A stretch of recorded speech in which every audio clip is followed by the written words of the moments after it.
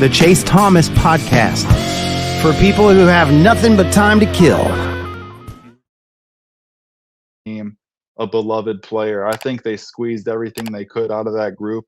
Obviously, they had the bubble run, which was really, really impressive, all things considered, the year after Kawhi. But sometimes you just have to look in the mirror, accept the state you're in, and then move on from that.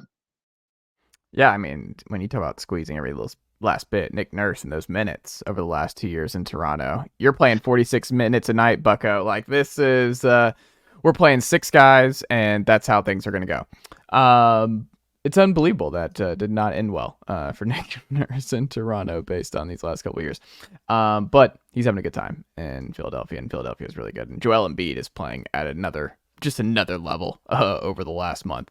Corban's Corner. That we do each and every week on this show. NBA thought that fascinated you this week that you're still thinking about right now? Honestly, it's the Timberwolves. I'm seriously, not just because Jackson's here, but no way. That's what I said too. I didn't tell you. We didn't communicate nothing. We didn't talk at all. Like, literally, I didn't know Jackson was on until Chase messaged in. And I was like, oh, that's what's up, Jackson. Great. But seriously, that's kind of funny, man. Look at that. But I just want to make sense of this team. I mean, they went and I thought they were going to have a tough game against the Magic today. With the Magic being this young, scrappy team, they had no issues. And this Wolves team, like they're gonna have issues moving for like next season. I'm definitely looking at how financially they keep this team together. Who's gonna be a point guard next year for them? Is it gonna be Mike Conley? Like, all that stuff is stuff down the line that's still in my mind because it is this upcoming off season. But like right now, look at where they sit. I'm trying to make sense of it. Their defense has been solid. They still have like offensive like just disaster. It feels like late in crunch time. And it's concerning. But at the same time, when they get all together and Ant looks like he does, like, they look good. They look good. I'm trying to make sense of where they are because they definitely are. They the number one team in the West? No, that's Denver, right? Are they like the top 3? I would say so. But like, what does that mean? Is that a Western Conference Finals berth? Is that a tough second round exit? Like, what does that look like? They're my thought. There's a great article by John Krasinski I read on The Athletic about the Wolves' late game execution and what's going right, what's not going right, all of that. So that'd be a piece I would recommend. But like the Wolves as an entity themselves, especially coming off this win against Orlando in dominating fashion, it's a team that I am so curious about. Jackson, are you a believer, or is there, which I see every time I watch the Timberwolves, is like there's a lot of Quinn Snyder, Donovan Mitchell, Rudy Gobert stuff here where they're going to gobble up a bunch of regular season wins, but I can't bet on this team in this group and what they're going to do late in crunch time against the big dogs come playoff time against a team who I think is going to, like we talked about, the Suns is like the worst nightmare for them of crunch time back and forth between those two. I might lean Kevin Durant, Devin Booker, and Bradley Beal in some close games at that point. But what say you, sir? So going into the season, I was relatively high on the Timberwolves, and that's come to fruition. But they've hovered around that 15, 16, 17, 18 range offensively for much of the past 2 seasons. And last year I understood it because you were implementing the double bigs, Cat gets hurt, you make a deadline trade for Conley, and you got to shuffle parts around. But for the talent that's on this team, it's a little bit underwhelming. How subpar they are offensively at times. And to me, it comes down to the turnovers. They're such a turnover-prone team. I think that for all the strides Edwards has made, one area where I don't want to say coming up short because he's ascending and reviving this franchise, but as a driver, I think the defenders are able to strip him a bit, get their hands on the ball. And at times, I think he's becoming a better kick-out passer, kind of use him as his own worst enemy. I don't want to say as a decision maker because that's such an umbrella statement, but I think that as well as, again, despite Towns being one of the best shooting bigs ever and Gobert being a really good player in the dunker spot, obviously he can score on rim rolls. There's just not quite that level of comfort there with Towns. To previously, it was pretty much spaced out for him. He could drive whenever he wanted. He could shoot a three-pointer whenever he wanted. He could post up more. So now he's kind of occupying the same areas on the court. And then lastly, this is something I've been monitoring all year, is Kyle Anderson in international ball he suffered an eye injury, and while he was never a great shooter, he shot 41% on 2 or 3 attempts per 36 minutes last year.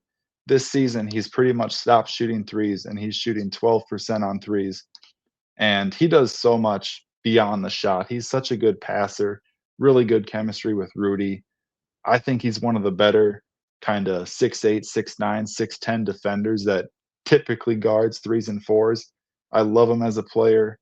I don't want to call the trade with Memphis a heist, but he's been awesome for the Timberwolves. But I think that having Towns, Rudy, and Naz Reid, I don't want to say that he's kind of falling out of the rotation or anything like that, but sometimes I watch the Timberwolves, and the two players that kind of stick out to me that aren't a concrete fit are Kyle Anderson and Shake Milton. And those are guys who I think would be valuable individually on the trade market in the next month. Both guys have value. I think a lot of teams could use them. I was actually thinking if Philly is unable to land a premier perimeter player, they could trade for Shake Milton again. I don't know how he'd feel. I think that he wanted to leave Philadelphia just to kind of spread his wings a bit, but there's been a kind of a rotating musical chairs thing at backup point guard with the Chris Finch teams where he liked D'Lo for a bit. Playoff series versus Memphis, it kind of ran its course a bit, and then he played J-Mac at the backup spot. Now he's got Conley, who he has full faith in, and they're playing Conley every single game. Like, he's 36 years old and not load managing, not resting back-to-backs, and that's great because he's important to the team, but it's like you can't play Mike Conley every minute of every game. And so, yeah, that's two areas of weakness, but I believe in the Timberwolves. I really hope they get a good draw in the first round because I'm pretty confident that they'll win a round. But there's just a couple doomsday situations. It would leave such a bitter taste in my mouth and fans' mouth if they won 57 games and faced the Suns, and if they just got set on fire by KD, Booker, Beal. I mean, not to just think of hypotheticals, but as a Timberwolves fan, these are the kind of agonizing futures that I look at. Did they win a series with Jimmy? No, they lost to They did Houston. not. 4-1 to Houston. So when was the last playoff series win for Minnie? They only have two in franchise history, Sacramento? 2004. Yeah, Denver and Sacramento. Second round, Sacramento. Oh, 2004. goodness. Shout out to my guy, Yeah. LaShawn Sprewell. He is behind me. I have a signed picture of him in the Timberwolves jersey. Oh, awesome. Yeah. There you go. I'm not I was gonna say always more of a Timberwolves. Terrell Brandon guy. Oh, He was really good funny? before the injuries. He's before my time, but Yeah. they got a couple of his games on YouTube. I That was a fun era say of guards. awesome And There you go. Terrell It was. Brandon. Were you, It- I mean, were you I in, have a reversible jersey of him in my closet. That's crazy. wait, you have which one? I have a reversible Terrell Brandon. Which jersey. color? Are we doing the black with the green It's the black trees? and blue. No, actually, blue, like okay. The blue and the black. It's the black. Yeah. Alternate one. It's that 2000 one because it was also before my time. But I looked back. I mean, Jackson knows. We're hoop sickos, so I went back and watched, and I got it for like $20 on eBay, and I was like, "Dope!" I've only worn it one time, but it's still kind of cool. Yeah, No, that's Terrell awesome Brandon, just to Ricky have it. Davis, Wally Zerbiak. Oh, A lot of dudes. those are the times. There's some fun guys out there. Sam Cassell. Well, final thing here as we wrap up tonight on this very show. One final question for you here. League Pass team that I want to do each and every week on this show right now, because there's just a lot of teams, and I think all three of us spend a lot of time on NBA League Pass and watch a lot of different teams and like to keep up with where things are headed. And if you were talking to the casual fan watching this right now, who may or may not have watched much of the Utah Jazz, can't blame them based on how the Jazz have played this year, but Jackson, why and why not would you recommend a fan spend time with what you've seen from the Jazz this year on League Pass for a little bit? Sell the Utah Jazz for the NBA here. Well, I'm biased with how I'm going to answer this, but I've always been a fan of Colin Sexton, and this has been a weird season for the Utah Jazz kind of guard rotation because Jordan Clarkson has largely been their best guard over the past couple years, him or Conley.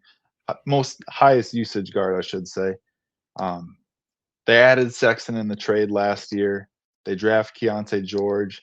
they have Taylor Horton-Tucker, who he's an interesting player. He's so strong, and I think he's able to drive so well, but his finishing numbers don't quite match the kind of image I have for him in my mind. And they're playing all these guys, and then all of a sudden, Chris Dunn's a rotation player. He's a really Go. Nicely done, nephew. The Chase Thomas podcast. Hell yeah.